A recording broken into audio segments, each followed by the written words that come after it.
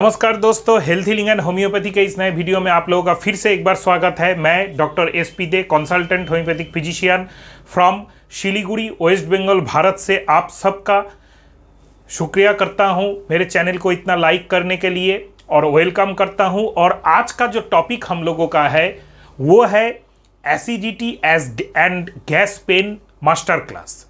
तो दोस्तों, master class का जो वीडियो है इसमें हम लोग सब कुछ जानने का कोशिश करते हैं कि क्यों होता है ये प्रॉब्लम, कैसे होता है, इसको कैसे ठीक करें, इसका खान पान एक्सरसाइज से रिलेशन क्या है, क्या करना चाहिए और होम्योपैथी में इसका उपचार क्या है और होम्योपैथी पर्टिकुलरली कितने हद तक इसको ठीक कर सकता है और कैसे ठीक कर सकता है। दोस्तों सॉरी, हम लोगों का सबसे इंपॉर्टेंट पार्ट होता है कि कोई भी एक चीज को कॉम्प्लीटली जानने का, कॉम्प्लीटली समझने का। हम लोग अक्सर यूट्यूब में देखते हैं कि एसिडिटी का अचूक दवा, गैस का रामबाण एक होम्योपैथी दवाई, ऐसे थंबनेल के भरे पड़े हैं यूट्यूब में। काफ़ी सारे, मेरे हिसाब से तो हजारों हो सकते हैं, ऐसे वीडियोस होम्योपैथी डॉक्टर लोग ही बनाते हैं। लेकिन ये मिसगाइडिंग एक एंटिटी है, मिसगाइडिंग एक वीडियो है। इसको आप कभी भी सीरियसली मत लीजिए। कोई भी एक प्रॉब्लम को सटीक से जानने का कोशिश कीजिए, सटीक से समझने का कोशिश कीजिए, तब जाके वो जड़ से खत्म होगा, तब जाके वो जड़ से ठीक होगा। वरना जो क्योर है वो कभी भी नहीं होगा और आप दवाई चेंज करते ही रहेंगे, डॉक्टर चेंज करते ही रहेंगे। एक टाइम ऐसा आएगा जब होम्योपैथी के ऊपर से बिलीव आपका उठ जाएगा और आप जाके एलोपैथी दवाई स्टार्ट कर देंगे। तब हम लोगों को अक्सर सुनने को आता है कि होम्योपैथी दवाई काम नहीं करता है सीरियस बीमारियों में, होम्योपैथी दवाई से ये नहीं होता है, होम्योपैथी दवाई से वो नहीं होता है। ये एक वहम है। अगर कोई भी गैस एसिडिटी का पेशेंट हो, मैं चैलेंज करके कह सकता हूं, कोई भी गैस एसिडिटी रिलेटेड पेशेंट हो, चाहे वो कितने भी बड़े बीमारी का हो, गैस्ट्रोएसोफेजियल रिफ्लक्स डिजीज हो, पेप्टिक अल्सर हो, डुओडिनल अल्सर हो, या आईबीएस रिलेटेड गैस एसिडिटी का प्रॉब्लम हो, या कोई भी ऐसा दवाई हो जो कोई भी ऐसा बीमारी हो जिसको हम लोग ठीक नहीं कर सकते, ऐसा नहीं है। खाली इस वीडियो को आप अभी से शुरुआत से ध्यान से देखिए और स्टेज बाय स्टेज को समझने का कोशिश कीजिए। तो वीडियो को लेंदी ना करते हुए चलिए शुरू करते हैं। सबसे फर्स्ट है कि एसिडिटी क्यों होता है और गैस पेन क्यों होता है। हम लोग सिंपल एसिडिटी और गैस पेन को पहले समझ लें, उसके बाद उसका डिजीज में हम लोग जाएंगे।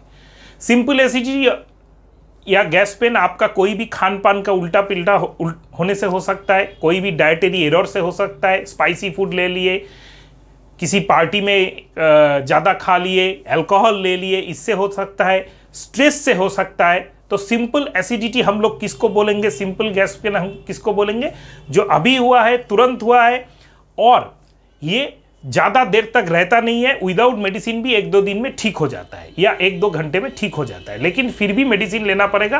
प्रॉब्लम का इंटेंसिटी इतना, दर्द ज़्यादा हो रहा है, एसिडिटी ज़्यादा हो रहा है।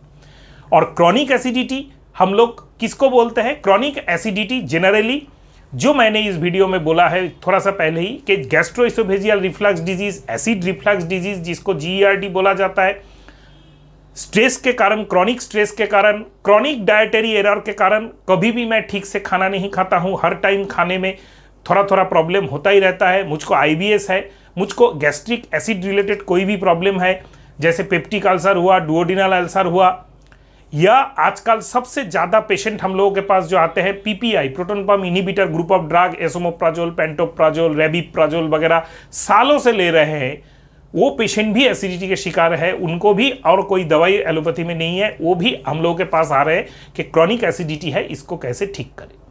तो सबसे पहले हम लोग सिंपल एसिडिटी और गैस्ट्रिक का जो प्रॉब्लम है इसके बारे में जान लेते हैं। सिंपल एसिडिटी और गैस्ट्रिक का जो प्रॉब्लम है, इसमें घर में रखने वाला सबसे इंपॉर्टेंट जो दवाई है मेरे हिसाब से, मैकफॉस एंड नेट्रामफॉस 3x पावर में बायोकेमिक टैबलेट्स। एंड अगर आपका ज़्यादा प्रॉब्लम है तो आप 2 मादर टिंचर रख सकते हैं। एक है रोबिनिया मादर टिंचर और दूसरा है एम्बेलिया ऑफिशिनालिस या आंवला का मादर टिंचर। कैसे इस दवाई को सेवन करना है, कैसे इन दवाई को लेना है। अगर तुरंत एसिडिटी हुआ, उसके साथ गैस पेन हो रहा है, किसी भी कारण से हुआ, आप नेट्रमफॉस का 2 गोली, मैकफॉस का 2 गोली, थोड़ा 4 गोली गर्म गुनगुने पानी में ले लीजिए। 10 मिनट बाद रिपीट कर दीजिए 2-3 बार, तो आपका प्रॉब्लम काफ़ी हद तक ठीक हो जाएगा। उसके साथ अगर आपका बहुत ज़्यादा खट्टा मुंह या खट्टा जो वाटर ब्रश हम लोग बोलते हैं, खट्टा पानी आना, ये सब हो रहा है, इसके साथ आप रोबिनिया मादार 10 मिनट बाद 10 बूंद थोड़ा सा गुनगुने गरम 2 चम्मच गरम गुनगुने पानी में ले लीजिए, 2-3 बार रिपीट कर दीजिए, ठीक हो जाएगा। और अगर आपका खट्टा मुंह, खट्टा वाटर ब्रश, खट्टा मुंह में पानी आना, ये सब के साथ गैस्ट्रिक हेडेक का टेंडेंसी है, तो रोबिनिया मादार मत लीजिए, आप एम्बिलिया ऑफिशिनालिस मादार, आंवला का मादार टिंचर लीजिए 10 बूंद करके, आपका 2 चम्मच गरम गुनगुने पानी में, तो आपका बहुत ही तुरंत ठीक हो जाएगा। सिंपल हिसाब है, मैकफॉस नेट्रमफॉस का 2-2 गोली 10 मिनट बाद, और उसके साथ आइदर रोबिनिया और एम्बिलिया ऑफिशिनालिस, इससे ही मैक्सिमम एसिडिटी ठीक हो जाता है। अगर आप पार्टी में काफ़ी पेशेंट्स हैं जो ये दवाई घर में रखते हैं, जो है पाल्सेटिला 200 पोटेंसी में, नाक्सभूमिका 200 पोटेंसी में, कार्बोवेज 30 पोटेंसी में। थोड़ा सा मैं जो बोलते जा रहा हूँ इसको नोट कर लीजिएगा। पाल्सेटिला 200 पोटेंसी में, नाक्सभूमिका 200 पोटेंसी में, कार्बोवेज 30 पोटेंसी में, या इपिका 200 पोटेंसी में, ये सब मेडिसिन घर में रखते हैं। इन सब मेडिसिन का भी सेवन विधि बहुत ही ईजी है, एक्यूट गैस्ट्रिक प्रॉब्लम में ज़्यादा होता है। अगर आपका मुंह खट्टा नहीं है, जलन भी नहीं है, लेकिन पेट में फिर भी दर्द हो रहा है, दर्द कम नहीं हो रहा है, और उल्टा पुल्टा खाने का, पार्टी में खाने का, फ्राइड फूड खाने का, घी में डालडा में तला हुआ खाने का आपका जो हिस्ट्री है, आप वो खा के आए हैं, उसके बाद यहाँ पे पेन हो रहा है, पेट के कहीं पे भी पेन हो रहा है, और पेन जो है रह के बहुत ज़्यादा हो जा रहा है, थोड़ा देर बाद ही बहुत ज़्यादा हो रहा है, तो आपका स्पेसिफिक मेडिसिन है पाल्सेटिला 200। पाल्सेटिला 200 आप 1 चम्मच पानी में 2 बूंद डाल के किसी भी अच्छा कंपनी का 10 मिनट बाद 2-3 बार ले लीजिए, आपका पेन खत्म हो जाएगा। अगर आपका इंडाइजेस्टेबल फूड ज़्यादा हो गया है, मतलब इतना खाना खा चुके हैं कि पेट पूरा भर चुका है, अभी ब्लॉटिंग हो रहा है, पेट में जगह नहीं है, थोड़ा सा इरेक्टेशन निकल जाए तो आपको अच्छा लग रहा है, तो आपका मेडिसिन है कार्बोवेज 30। 1 चम्मच पानी में 2 बूंद डाल के 10 मिनट बाद 3-4 बार ले लीजिए, आपका प्रॉब्लम खत्म हो जाएगा। स्पाइसी खाना, मीट वगैरह ज़्यादा हो गया है, उसके साथ पार्टी में अल्कोहल भी हो गया है, रात में बहुत देर तक आए हैं, लेट करके सोए हैं, तब आपका मेडिसिन है नाक्सभूमिका 200। नाक्सभूमिका 200 1 चम्मच पानी में 2 बूंद डाल के 10 मिनट बाद 2-3 बार ले लीजिए, आधा घंटा 1 घंटा बाद 2-3 बार ले लीजिए, तो आपका प्रॉब्लम खत्म हो जाएगा। और अगर उल्टा पुल्टा खाना, स्पाइसी खाना खाने के बाद आपका उल्टी हो गया है, 1-2 बार वॉमिटिंग हो गया है, और होने का इच्छा हो रहा है, नहीं हो रहा है, लेकिन अगर 1-2 बार वॉमिटिंग हो चुका है, तो आपका स्पेसिफिक मेडिसिन है इपिकाक। हाँ दोस्तों, यहाँ पे अगर वॉमिटिंग हो जाए तो नाक्सभूमिका, कार्बोवेज, पाल्सेटिला नहीं, इपिकाक आपको लेना है। इपिकाक 200 1 चम्मच पानी में 2 बूंद डाल के 10 मिनट बाद या आधा घंटा बाद आप ले लीजिए, आपका प्रॉब्लम काफ़ी हद तक खत्म हो जाएगा।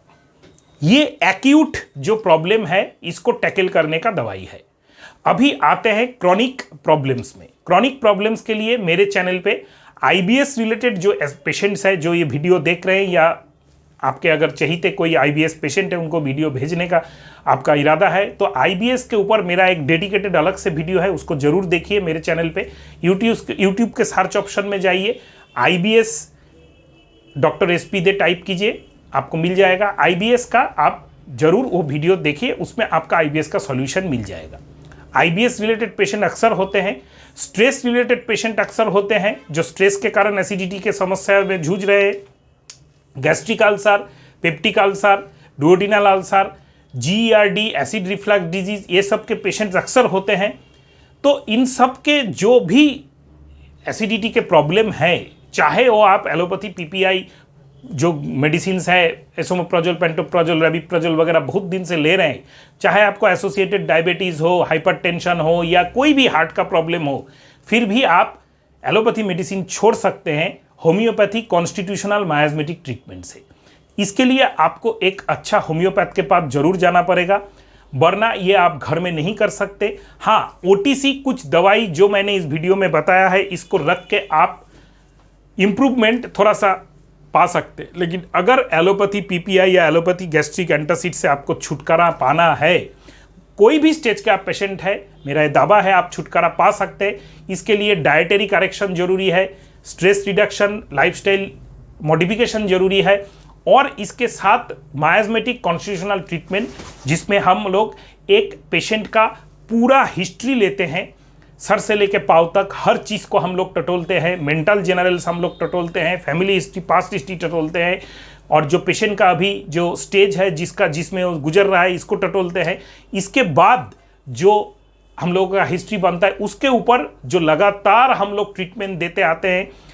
मैक्सिमम केसेस में इनमें देखा गया है कि लाइकोपोडियम, सोराइनाम, साल्फार, कैलकेरिया कार्ब, नेट्राम्यूर, मेडोरिनाम, ट्यूबरकुलिनाम, ये सब मेडिसिन आता है। लेकिन ये डीप एक्टिंग मेडिसिन है, इसको आप अकेले नहीं ले सकते। अगर आपको लेना ही है तो आपको एक अच्छा क्वालिफाइड होम्योपैथ के पास जाना है। हम लोगों का ऑनलाइन ट्रीटमेंट भी आप ले सकते हैं। लेने के बाद मेरे वीडियो के डिस्क्रिप्शन बॉक्स में नंबर दिया हुआ रहता है 8617032935। यहाँ पे आप व्हाट्सअप कर दीजिए, अपना नाम, लोकेशन और प्रॉब्लम भेज दीजिए। ऑनलाइन ट्रीटमेंट लेना चाहता हूँ बोल दीजिए, हम लोग का ऑनलाइन ट्रीटमेंट गाइडलाइन आपके पास जाएगा, उसको पढ़िए ठीक से, ऑनलाइन ट्रीटमेंट आपका स्टार्ट हो जाएगा। क्योंकि अक्सर पेशेंट चाहते हैं कि क्रॉनिक डिजीज के जो पेशेंट है, मुझको गैस नहीं हो रहा है, गैस हो रहा है, स्टूल क्लियर नहीं हो रहा है, उसके साथ डायबिटीज का दवाई खा रहे हैं, उसके कारण भी गैस्ट्रिक प्रॉब्लम होता है, कोई साइक्रेटिक दवाई ले रहे हैं, स्लीपिंग पिल्स ले रहे हैं, उसके कारण भी कोलेस्ट्रॉल का मेडिसिन ले रहे हैं, लिपिड का बिगड़ा हुआ है उसका मेडिसिन चल रहा है, तो थायराइड का मेडिसिन चल रहा है। कोई भी क्रॉनिक डिजीज का पेशेंट को एसिडिटी का दवाई देना एलोपैथी डॉक्टर का एक रूटीन प्रोसीड्योर है। लेकिन जब भी रूटीन प्रोसीड्योर में आप आ जाएंगे 2-4 साल तो आप अच्छा रहेंगे, उसके बाद आपका एसिडिटी प्रधान हो जाएगा, दूसरा बीमारी तो कंट्रोल में आ जाएगा।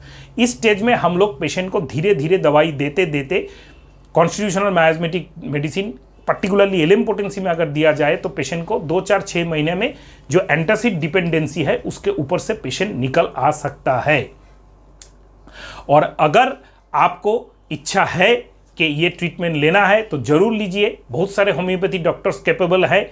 और अगर कुछ जानना चाहते हैं इस रिलेटेड वीडियो के कमेंट बॉक्स में कमेंट कीजिए।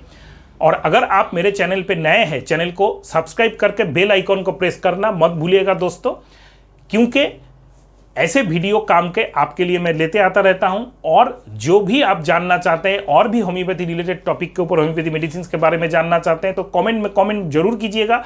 हर कमेंट का आंसर देना मैं कोशिश करता हूं। कमेंट थोड़ा सा कंस्ट्रक्टिव एंड अट्रैक्टिव होना चाहिए। और अगर वीडियो को अच्छा लगे, काम का लगे, वीडियो को शेयर करना मत भूलिएगा दोस्तों। नमस्कार।